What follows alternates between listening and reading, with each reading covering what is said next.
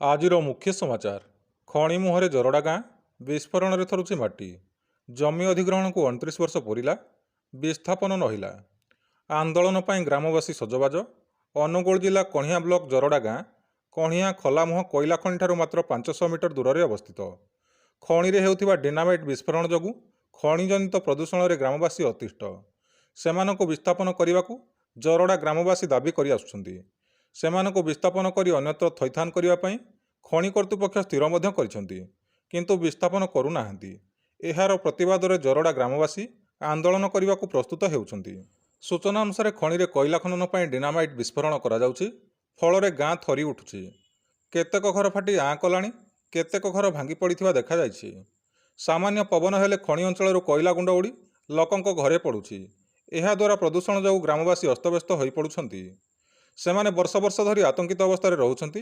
କୋଇଲା ଖଣି ପାଇଁ ଜରଡ଼ା ଗାଁର ଜମି 1995 ମସିହାରେ ଅଧିଗ୍ରହଣ କରାଯାଇଛି।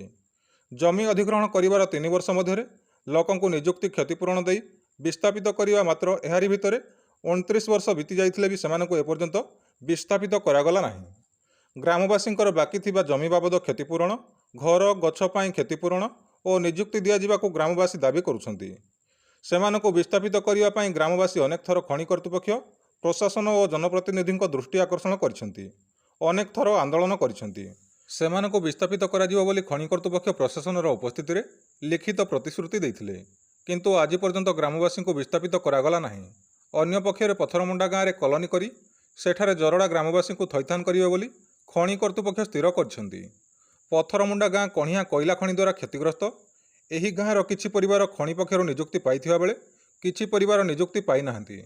ଯେଉଁମାନେ ନିଯୁକ୍ତି ପାଇନାହାନ୍ତି ସେମାନେ ନିଯୁକ୍ତି ଦାବିରେ ତାଙ୍କ ଜମି ଉପରେ ବସି ଆନ୍ଦୋଳନ ଜାରି ରଖିଛନ୍ତି। ଫଳରେ ଜରଡ଼ା ଗ୍ରାମବାସୀମାନଙ୍କୁ ସେଠାରେ ଥଇଥାନ କରିବାରେ ଏହି ଘଟଣା ପ୍ରତିବନ୍ଧକ ସାଜିଛି। ପଥରମୁଣ୍ଡା ଗାଁର ଯେଉଁ ଲୋକମାନେ ନିଯୁକ୍ତି ପାଇନାହାନ୍ତି, ନିଯୁକ୍ତି ନ ମିଳିବା ପର୍ଯ୍ୟନ୍ତ ସେମାନଙ୍କ ଜମିରେ କୌଣସି ଲୋକଙ୍କୁ ବାସ କରିବାକୁ ଦେବେ ନାହିଁ ବୋଲି ସେମାନେ ରୋକଠୋକ୍ ଶୁଣାଇ ଦେଇଛନ୍ତି।